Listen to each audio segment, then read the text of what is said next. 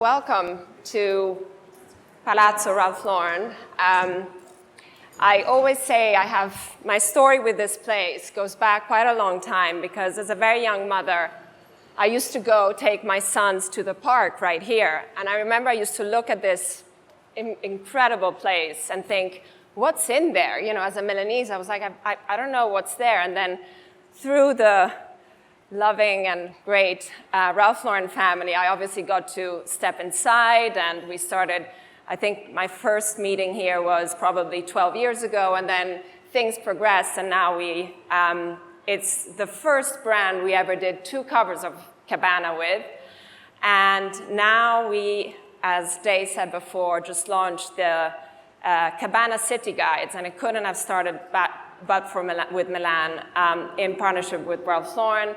And then another little surprise collaboration that is going to be revealed in the next couple of days. Well, thank you, Miguel, for being with me. Thank you. And thank you. Yes. I always say that Cabana is all about places with a soul. It's about making people feel at home. And obviously, Ralph Lauren is all about this too. I mean, obviously, this place, all the stores around the world, the home, the interiors. So this is what we have in common. And it's I always think, how do you define making people feel at home? Or how do you define places with a soul? It's very difficult. It's what we constantly look for with Cabana. It's new places to shoot. We go as far away as possible. We'll get to the travel bit later. But Miguel, what do you think the secret is to places with a soul? Well, I think there are different things that work into it. One of the things is obviously a history. And also, I think, making people feel comfortable, which I think is something that Cabana strives to do, open up new worlds and making people understand them and making feel at home in places like that, which I feel is something that Ralph Lauren does so well. I mean, I look at this palazzo and I think it's an incredible building of incredible proportions, and yet people feel comfortable in it. There's a certain degree of home related to it. It's aspirational, but it's also inclusive. And I think that is part of the secret of Ralph Lauren, and that's something that we try to sort of replicate in Cabana. We try to capture, different corners of the world, and very often it's just maybe a detail in a room. I mean, the way you photograph, it's very much about, I mean, I've worked with you a lot, almost as an assistant at the beginning, following you on shoots, and you kind of walk into a room and we have so many Cabana, actually, family photographers here in this room tonight, but what is it? I mean, you look at a room and you think, I want that corner, I want that detail, and how does the poetry come together? Because obviously it is in the reality of what you're shooting, but it's also in the eye of who photographs and the way the image is composed. Well, composition obviously is key, but I think one of the elements that I try to somehow salvage or sort of bring into just one dimension of the one photograph is I try to somehow recreate the light and try to capture the way light is sort of works on the room. Light is so important, and because it creates a mood, it makes you feel either cold towards something or warm towards something. It's something that I sort of always try to capture. And that light could be natural light, or it could be light like in these rooms, which are very well lit in a sort of very intimate sort of way. So in a way, what I guess I try to do is bring that intimacy that I feel in certain rooms. I think key for rooms to be successful is to somehow represent the personality of whoever lives there. And again, that's something that here you do so well, all of you. at Ralph Lauren, because in a way you sort of recreate the vision of someone, in this case, Mr. Lawrence. But it's a vision that sort of has different channels, because on the one hand, there's these sort of rooms that may be English influence, but then you also represent sort of the west of the United States so well, and you bring the elements and make people somehow understand them without being lectured at, if you know what I mean. It's very sort of a personal relationship. I also think that a successful room, very successful, sorry, in Cabana terms, which again, it's like getting that intimate look. And it very often is also about the much more than what you see. So being able to capture in an image or in a story, almost that feeling of the people who left the room a few minutes ago. I remember a story you did for your book, Haute Bohemians, and for Cabana, of this chateau in France. And you took pictures of the dining room after dinner. I think was it the next morning, the morning after a dinner that ended late, and you know the napkins were still on the table, a bit messy, and the plates were still dirty, and the candles had, you know, were a bit lit, and they were going down. So, but one really had the feeling of almost what had happened in that room, and you start wondering, and it starts triggering your imagination. So, do you think it's also like the capturing the life? Yeah, I think you have to try to capture the light as much as you can, and that's what I think rooms with personality are so much more easy to photograph than rooms that just been put together without any soul. Which is the room you photographed in your lifetime that kind of, I wouldn't say that you thought had the most personality, but that you felt most attuned with? Well, you can come to it later. Can I think about it? Yeah. So travel, of course, is a huge component for us at Cabana. Every issue, we look at a region, a place, and we dedicate what we call the portfolio. So the portfolio is capturing different rooms in different places and then blending it all into one story that is supposed to give the sense of place, of a city, of a region, of...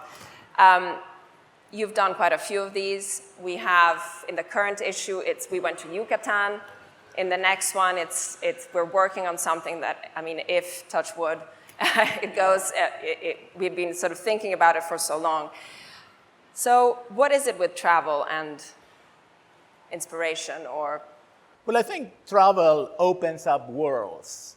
They definitely open up my eyes. I mean, I was born in a small town in South America, and I think if I had not left it and traveled, my eyes would have been so much more sort of simpler than they are now due to travel. Travel opens the mind in the same way that a book does.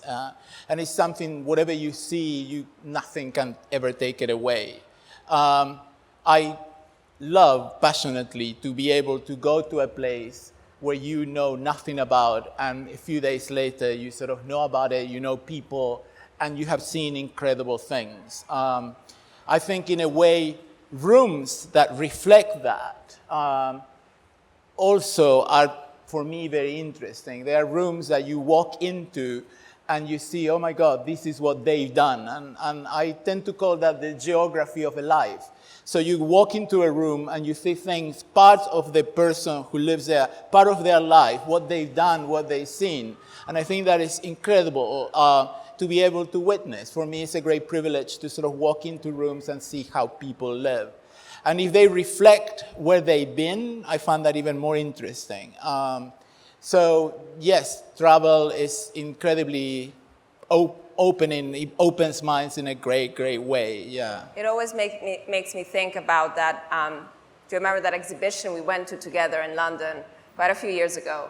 And it was an exhibition that a great man, that unfortunately isn't with us anymore, curated, who had been an incredible traveler. And the exhibition, in reality, he said, was an excuse to publish a catalog. The real project was the book. The title of the book and the title of the exhibition was Every Object Tells a Story.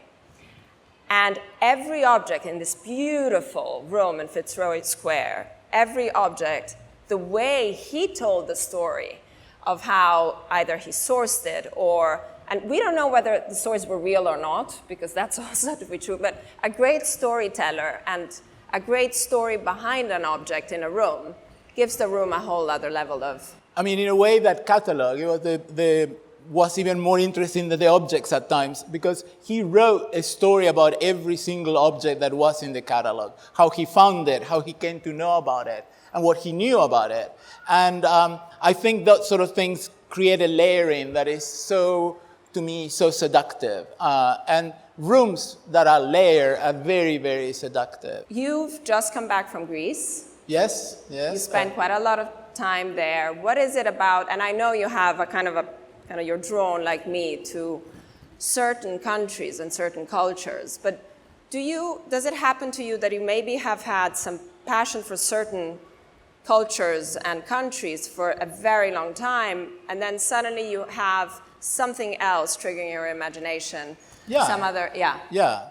I mean, I'm working on a project in Greece, and I feel that Greece in many ways is my spiritual home. But since I moved to Europe, for example, I've developed, and because I'm working with Cabana quite a lot, and we talked about it a lot, a passion for things from Romania, for example. And I'm kind of fascinated. Now you're revealing the next story, though. Yeah. we are fascinated by the work, the craftsmanship that is being produced in Romania. And so, yeah, you always have to discover new places. I think places like Japan are infinitely interesting, not only because of what they have created culturally, but also by the small sort of rituals that they keep sort of very much alive on everyday life sort of thing. So, yeah, I think discovering countries is quite a wonderful thing. Do you also do it as an armchair traveler? I mean, we were all forced absolutely. to do that for we have 2.5 years. Yeah, you have to.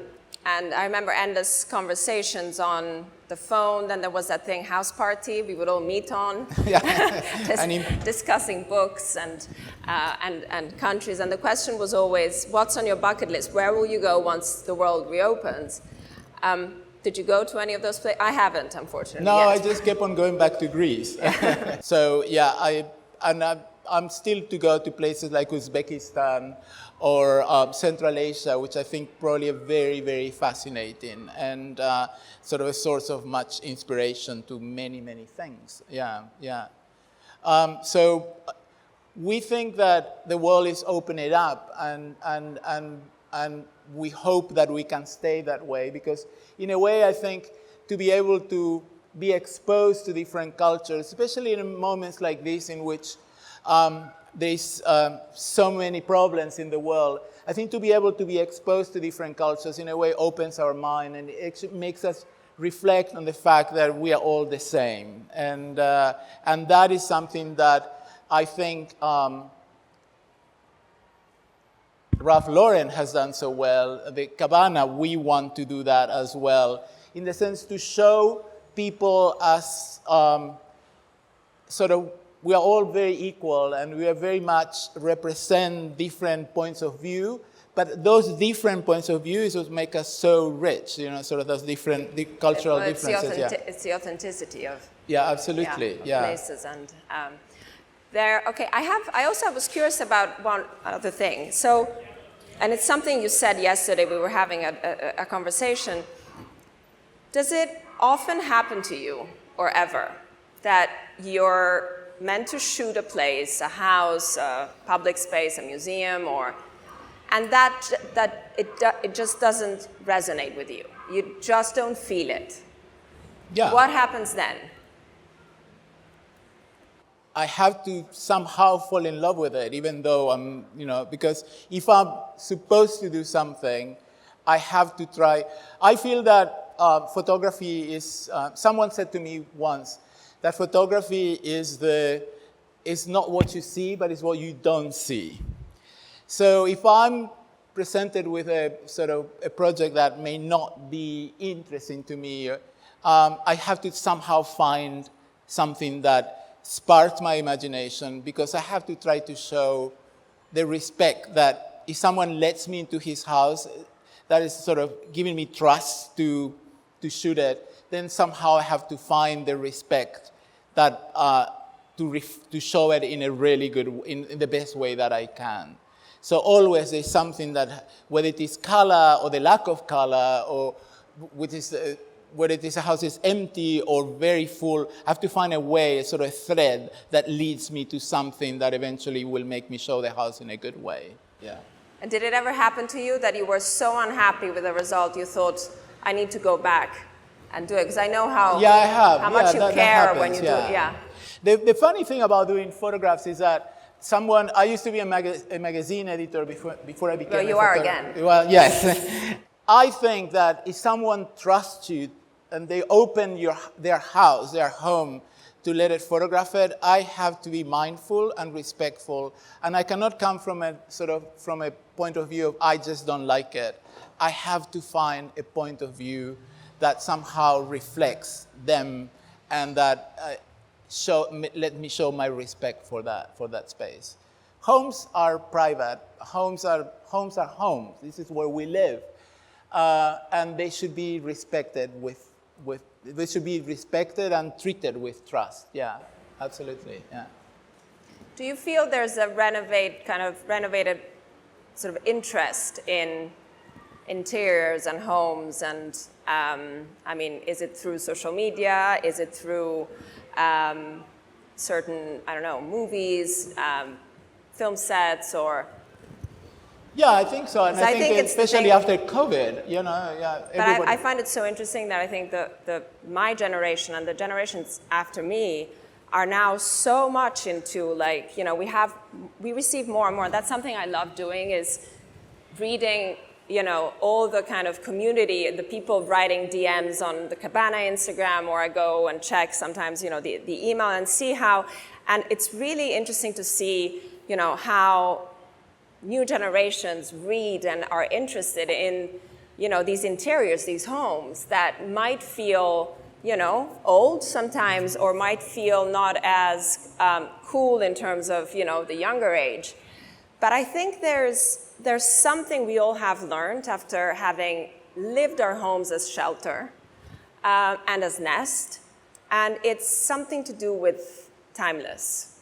I think Ralph Lauren, this is what they've always, and he's been amazing at creating with clothes, lifestyle, the homes, the interiors. That's what we try and portray with Cabana, is the timelessness of places. And that is, I think, the one thing that is sparking this new interest in a certain kind of interiors, which I always say, Cabana is not about maximalism. Cabana is more, as I said at the beginning, it's places with a soul. It can be a super minimalist space, but if it has a soul, if the character of the person living in it, went for it and really expressed himself or herself, that's what it is. And I think social media has played a great role in that, because in a way has opened up the eyes to a lot of people, but it also has let people express themselves and show how they want to live. And there is, 30 years ago, you had magazines that told you this is what you're supposed to like. And now magazines, we do that as well, but there's also millions of people with their telephones who are actually showing what they like. And in a way, it's a very humbling thing, but it's something that has made us, I feel, much richer, because it shows us so much more. Absolutely, yeah. Yeah, so I think it's a very busy week for everyone, so we don't want to keep everyone here for too long. But also, please, I'm sure maybe people, you won't have questions, but if you do, we love questions, so please go ahead and just very informally. So I'll go back to that question I asked you. Okay, give me your top 3 favorite rooms or favorite places. Oh, God. Can you give me more time? Okay. You're putting me on the spot here. Thank you so much for being so patient and listening to us in such a busy week for everyone. Thank you. Thank you to the Ralph Lauren family for having us here. And it is really the best and coziest place we could spend an evening in Milan. So Thank thank you. you, and thank you everyone. Thank you.